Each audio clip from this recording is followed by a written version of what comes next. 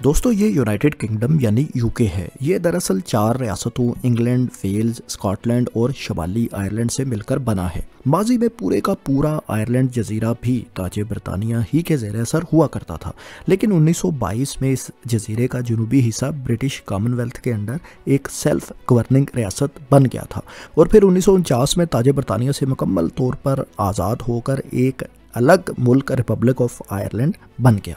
United kingdom के बड़े जजीरे को, जिसमें इंग्लैंड, वेल्स और स्कॉटलैंड वाक़या है, दी ग्रेट ब्रिटेन कहा जाता है और ये एक जगराफियाई टर्म है।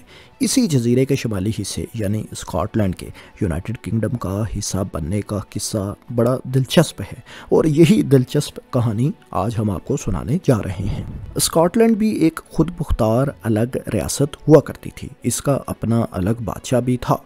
किस्सा कुछ यूं है कि 1286 में स्कॉटलैंड के बादशाह अलेक्जेंडर III की वफ़ात हो गई और अपनी पोती को अलेक्जेंडर ने जानशीं तो नामज़द कर दिया, लेकिन 4 ही बरस बाद 1290 में वो भी चल बसी और इस तरह स्कॉटलैंड में एक क्राइसिस का आगाज़ हो गया। कौन बादशाह बनेगा? इस मसले के हल के लिए हमसाया मुल्क बरतानिया के बादशाह एडवर्ड I को इनवाइट किया गया कि वो एक सालिस का किरदार अदा करके इस मसले को हल करने में मदद दें। लेकिन किंग एडवर्ड ने सोचा कि क्यों ना स्कॉटलैंड पर कब्जा करके इसको बराह रास्त ताजे बरतानिया के ज़ेरे असर लेकर इस मसले को ज़्यादा अच्छे तरीके से ही क्यों ना निपटा दिया जाए। चुनांचे इंग्लैंड ने स्कॉटलैंड पर हमला कर दिया और 1296 में बैटल ऑफ डंबार में शिकस्त के बाद स्कॉटलैंड बरतानिया के कब्जे में चला गया और स्कॉटलैंड के बादशाह जॉन बेलियल ने शिकस्त तस्लीम कर ली। स्कॉटलैंड के लोगों ने अलबत्ता मुज़ाहमत जारी रखी और विलियम वेलेस नामी जंगजू ने बैटल ऑफ सटलिंग ब्रिज में थोड़ी सी स्कॉटिश फोर्स के साथ तादाद में कहीं ज़्यादा ब्रिटिश फोर्स को शिकस्त देकर इस मुज़ाहमत को मज़ीद तक़वियत दी। दोस्तों, विलियम वेलेस पर मशहूर ज़माना हॉलीवुड फिल्म दी ब्रेव हार्ट भी बनी हुई है। आपने मेल गिब्सन की ये मशहूर ज़माना फिल्म शायद देख भी रखी होगी। विलियम वेलेस की मुज़ाहमत बिलाखिर बरतानिया कुचलने में कामयाब हो गया और इसको 1305 ईस्वी में गिरफ्तार करके कत्ल कर दिया गया। 1306 में रॉबर्ट दी ब्रूस ने स्कॉटलैंड की बादशाहत का ऐलान कर दिया और ब्रिटिश फौज के खिलाफ गोरीला कार्रवाइयों का सिलसिला जारी रखा। 1314 में बैटल ऑफ बैनकबर्न में रॉबर्ट दी ब्रूस को ब्रिटिश बादशाह एडवर्ड II के खिलाफ फैसला कुन कामयाबी हासिल हुई और 1328 में इंग्लैंड ने बाकायदा तौर पर एक ट्रीटी के जरिए स्कॉटलैंड की आज़ादी को तस्लीम कर लिया और रॉबर्ट दी ब्रूस को स्कॉटलैंड का बादशाह तस्लीम कर लिया गया। 1329 में रॉबर्ट दी ब्रूस का इंतकाल हो गया और तख्त का जानशीं उनका बेटा डेविड II उस वक्त महज 5 बरस का था। इंग्लैंड के बादशाह उस वक्त एडवर्ड III थे, जो कि चंद ही बरस पहले शिकस्त खाने वाले इंग्लिश किंग एडवर्ड II के बेटे और किंग एडवर्ड अव्वल के पोते थे, जिन्होंने स्कॉटलैंड के खिलाफ ये जंग 1290 में शुरू की थी। एडवर्ड III ने स्कॉटलैंड की जानशीनी के इस क्राइसिस से फ़ायदा उठाने का फैसला किया और स्कॉटलैंड के बादशाह जॉन बेलियल, जो कि इंग्लैंड से पहली जंग के आगाज़ में शिकस्त खा गए थे, उनके बेटे एडवर्ड बेलियल की सपोर्ट शुरू कर दी और उनको स्कॉटलैंड का बादशाह तस्लीम कर लिया। इंग्लिश सपोर्ट की मदद से एडवर्ड ने स्कॉटलैंड को इब्तदाई लड़ाइयों में शिकस्त दी, लेकिन स्कॉटिश फोर्सेस और लोगों ने मुज़ाहमत जारी रखी। 1346 में इंग्लिश फोर्सेस ने स्कॉटलैंड के बादशाह डेविड II को गिरफ्तार भी कर लिया। 1357 में ट्रीटी ऑफ बेरविक के जरिए ये जंग ख़त्म हुई और स्कॉटलैंड एक बार फिर आज़ाद हो गया और स्कॉटलैंड के बादशाह डेविड को 11 साल कैद के बाद ब्रिटिश ने रिहा भी कर दिया, लेकिन स्कॉटलैंड को इसकी रहाई के बदले 1 लाख मार्क्स तावान अदा करना पड़ा। ये रकम आज के तकरीबन 2.5 करोड़ ब्रिटिश पाउंड के बराबर बनती है। स्कॉटलैंड क्योंकि कोई अमीर मुल्क नहीं था, इसलिए इस रकम की अदायगी इसके लिए दहाइयों तक माशी मुश्किलात में मज़ीद इजाफे का सबब बनी रही थी। स्कॉटलैंड से इंग्लैंड ने इस जंगबंदी को शायद इसलिए भी कबूल कर लिया था क्योंकि 1337 में इंग्लैंड की अपने बड़े दुश्मन फ्रांस से द वॉर ऑफ 100 ईयर्स का आगाज़ भी हो चुका था। इंग्लैंड की फ्रांस से जंग का वाक़या भी बड़ा दिलचस्प है। असल में इंग्लैंड के बादशाह एडवर्ड III फ्रांस में पैदा होने वाले जानशीनी के क्राइसिस से फ़ायदा उठाना चाहते थे और उनका दावा था कि क्योंकि फ्रेंच बादशाह का इंतकाल हो गया है और कोई मर्द उनका वारिस नहीं, इसलिए उनको फ्रांस का बादशाह भी माना जाए। क्योंकि वो फ्रांस के बादशाह की बहन के बेटे थे, इसलिए तख्त पर उनका हक बनता है। बहरहाल दोस्तों, ये हमारा मौजू नहीं है। इन दोनों बड़ी जंगों में स्कॉटलैंड ने अपनी रियासत और आज़ादी का दफा अपने ताकतवर जनूबी हमसाये से कामयाबी से कर लिया। अब आप सोच रहे होंगे कि फिर आखिर स्कॉटलैंड इंग्लैंड के साथ यूके के इत्तेहाद में कैसे शामिल हुआ। तो दोस्तों, इसके पीछे बड़ी दिलचस्प कहानी है। 17वीं सदी में स्कॉटलैंड माशी अबतरी का शिकार था। गुर्बत, भूख और अफलास ने स्कॉटिश लोगों को पूरी तरह जकड़ रखा था। ये वही दौर था जब ब्रिटिश, डच, स्पेनिश और फ्रेंच कौमें दुनिया भर में अपनी कॉलोनीज बसा रही थीं और बसा भी चुकी थीं।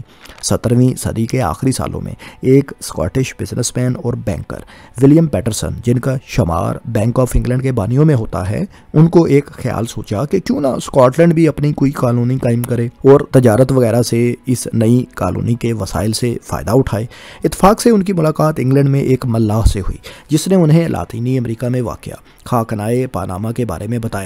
विलियम को मजीद पता चला कि कैसे वहाँ एक तंग सी खुश्की की पट्टी दो बड़े समंदरों के दरमियान हायल है और मकामी लोग भी फ्रेंडली हैं और ज़मीन भी वहाँ की ज़रखेज़ है। विलियम ने ये आइडिया स्कॉटिश लोगों को पेश किया कि हम पनामा में डेरियन नामी मुकाम पर जाकर एक कॉलोनी बसाते हैं जो जहाज़ तजारती सामान लेकर एशिया की साइड से पनामा के मगरबी साहिल पर आया करेंगे, उनका सामान यहाँ पर अनलोड करके इंसानों या खच्चरों वगैरह के ज़रिए 50 मील लंबे खुश्की के टुकड़े को क्रॉस करके दूसरी जानब बहरे ओकियानूस यानी अटलांटिक ओशियन में मौजूद जहाज़ों पर लोड कर दिया जाएगा और वहाँ से ये जहाज़ सामान लेकर यूरोप आ जाया करेंगे।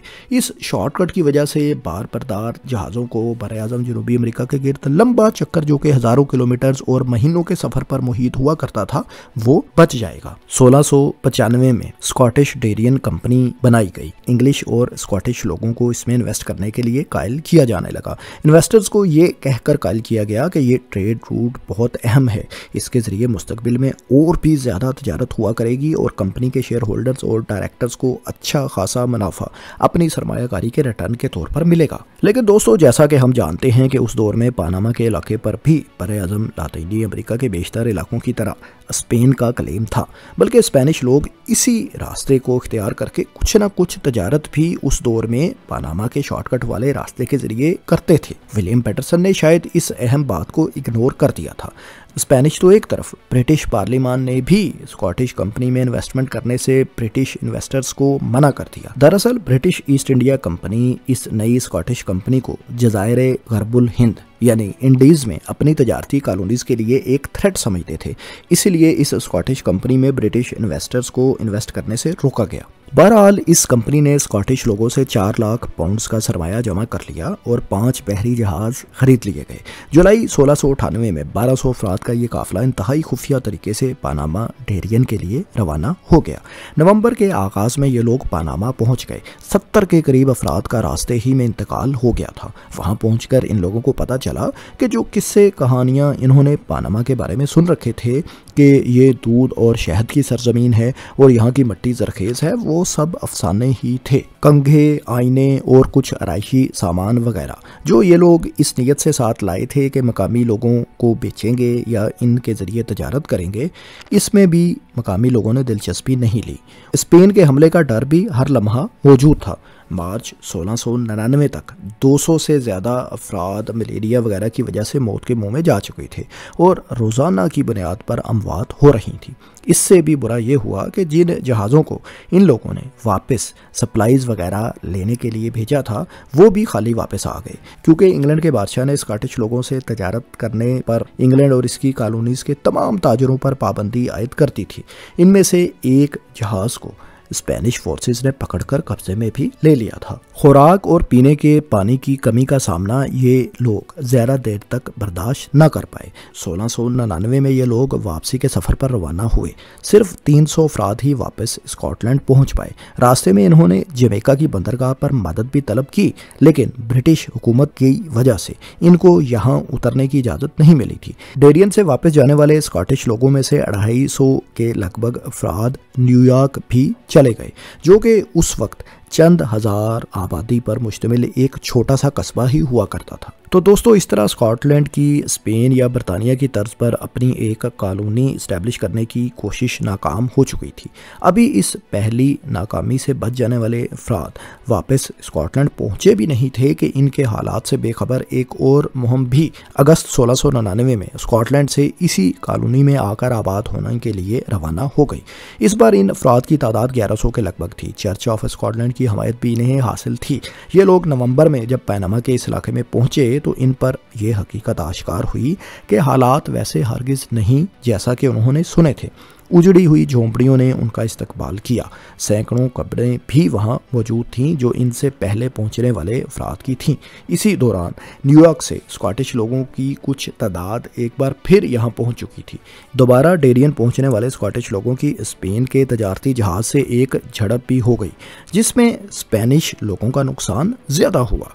इसका बदला लेने के लिए स्पेन ने भारी फ्लीट भेजा जिसने इनका मुहासरा कर लिया और बिलाखिर मार्च 1700 में इन तमाम स्कॉटिश लोगों को वहां से जान बचाकर भागना पड़ा। ये दोस्तों स्कॉटलैंड के लिए बहुत बड़ी नाकामी थी। मईशत पहले ही सफ़र कर रही थी और लाखों पाउंड्स का मजीद नुकसान भी इस मुहिमजोई की वजह से स्कॉटिश लोगों को बर्दाश्त करना पड़ा। मुख्तलिफ अंदाज़ों के मुताबिक पूरे के पूरे स्कॉटलैंड का 15% से लेकर 40% तक सरमाया इस मुहिम में इन्वेस्ट हुआ था। इस फिगर से हम अंदाज़ा लगा सकते हैं कि ये स्कॉटिश कौम के लिए कितना बड़ा नुकसान था। इस मुहिम में जिंदा बचकर वापस आ जाने वाले अफराद को स्कॉटिश लोग नफरत और बेजारी की नज़र से देखते थे। स्कॉटलैंड का अब मज़ीद किसी मदद के बगैर बतौर आज़ाद रियासत चलना मुमकिन नहीं रहा था। इसलिए इस नाकाम मुहिम और इसके नतीजे में होने वाले भारी नुकसान की वजह से 1707 में स्कॉटलैंड को यूनाइटेड किंगडम ऑफ इंग्लैंड के इत्तेहाद को बतौर जूनियर मेंबर कबूल करना पड़ा और इस तरह स्कॉटलैंड बरतानिया के इत्तेहाद का हिस्सा बन गया जो आज तक है। बदले में बरतानिया ने स्कॉटलैंड के कर्जे की जिम्मेदारी ले ली, जिसमें से ज़्यादातर रकम इसी डेरियन नाकाम मुहिम के नतीजे में ही कर्ज के तौर पर स्कॉटलैंड पर वाजिब अदा थी। स्कॉटलैंड को जाहिर है इसके बदले में ब्रिटिश कॉलोनीज में तजारत वगैरह करने और इनसे फ़ायदा उठाने की सहूलत भी अब मिल गई। इंग्लिश और स्कॉटिश दोनों पार्लिमान मुअत्तल करके एक नई पार्लियामेंट ऑफ ग्रेट ब्रिटेन बनाई गई, जिसमें स्कॉटलैंड को भी जाहिर है नुमाइंदगी दी गई। बरतानिया के झंडे में भी स्कॉटलैंड की नुमाइंदगी चर्च के क्रॉस के इजाफे की सूरत में कर दी गई। अपना लीगल सिस्टम और चर्च अलबत्ता स्कॉटलैंड ने अलग ही रखा और चर्च ऑफ इंग्लैंड की अताअत कबूल नहीं की। बहुत से स्कॉटिश लोग अपने यूके इत्तेहाद में जाने को सरेंडर समझते थे और उनका मौक़िफ़ था कि बरतानिया ने ही हमारी पानामा वाली डेरियन स्कीम को नाकाम किया था। हमारी शिकस्त का जिम्मेदार दरअसल बरतानिया ही है, इसलिए इससे इत्तेहाद नहीं करना चाहिए था। लेकिन माली हालात से तंग आकर मजबूरन जाहिर है ये फैसला स्कॉटलैंड को करना पड़ा था। यूँ दोस्तों, बहादुर स्कॉटिश लोग जो जंगों में तो इंग्लैंड का मुकाबला करते रहे, वो एक नाकाम तजारती या नो आबादियाती मुहिम की वजह से इंग्लैंड के इत्तेहाद का हिस्सा बनने पर मजबूर हो गए। लेकिन आज 3 सदियां गुजर जाने के बाद हालात बदल चुके हैं। स्कॉटलैंड के नॉर्थ सी टेरिटरी में ट्रिलियंस वर्थ के तेल और गैस के ज़खायर अब मौजूद हैं और अगर बरतानिया से स्कॉटलैंड अलग हो जाए तो कम अज़ कम फाइनेंशियली तो सरवाइव कर सकता है। स्कॉटलैंड की यूके से अलहदगी के लिए एक रेफरेंडम 2014 में हो चुका है, लेकिन उसमें 55% स्कॉटिश शहरियों ने यूके के साथ रहने के हक में ही वोट दिया था। लेकिन 2016 में ब्रेक्जिट के लिए होने वाले रेफरेंडम में स्कॉटिश लोगों ने यूके के EU यानी यूरोपीय यूनियन के साथ रहने के हक में वोट दिया था। लेकिन पूरे यूके में मेजॉरिटी वोट्स EU छोड़ने के हक में आने की वजह से जाहिर है यूके अब यूरोपीय यूनियन का हिस्सा नहीं रहा। ब्रेक्जिट के बाद एक बार फिर से स्कॉटिश नेशनलिस्ट लोग और पार्टीज यूके से अलहदगी के लिए एक और रेफरेंडम के इनकाद का मुतालबा जोरों शोर से कर रही हैं, लेकिन ब्रिटिश पार्लियामान इस मुतालबे को फिलहाल तो मानती नजर नहीं आ रही। क्या स्कॉटलैंड बरतानिया के इत्तेहाद का हिस्सा मुस्तकबिल में भी रहेगा या एक अलग मुल्क बन जाएगा?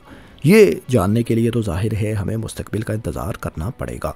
दोस्तों, आप कमेंट्स में ये बताएं कि आपको ये वीडियो कैसी लगी और इस तरह की मालूमाती तहकीकाती दिलचस्प वीडियोज़ आइंदा भी देखने के लिए बिग सोचो को सब्सक्राइब कर लें और बेल आइकन पर ज़रूर क्लिक करें। शुक्रिया।